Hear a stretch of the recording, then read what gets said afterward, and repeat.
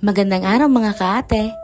Another day with Luto Serye. For today's video nga ay 3 gulay ang ipapakain ko sa mga punggok at ito nga ay carrot, patatas at malunggay. Lalong-lalo na nga't kailangan ni Cola ng malunggay ngayon dahil nagpapadede nga siya sa mga bibi niya na kailangan at talaga namang sa kanya manggaling yung gatas para mas malusog at mas masigla ang mga punggok. Bali ginayat ko nga lang ng tamang gayat yung carrot at patatas, tapos hinimay-himay ko na itong malunggay, tapos ilalaga ko lang ito sa tubig at nang kumulo na nga inilagay ko ng atay ng manok, tapos sinunod ko na din ang malunggay. Bali lalagain ko lang ito ng mga ilang minuto at pwede na itong ipakain sa ating mga punggok. Pag ganito nga mga pakain sa aking mga punggok ay talaga namang ubos ang kanilang pagkain. Pero ngayon nga ay malungkot silang gitoy dahil wari ko nga ay masakit ang kanyang tiyan. Kaya papakainin natin siya nito ng paunti-unti laang para naman hindi mabigla yung kanyang tiyan. Tapos lalagyan ko din ito ng virgin coconut oil. Tapos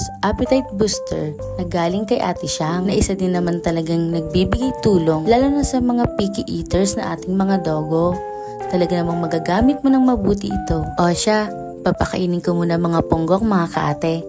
Yun lang for today's short video mga kaate. Salamat sa panonood!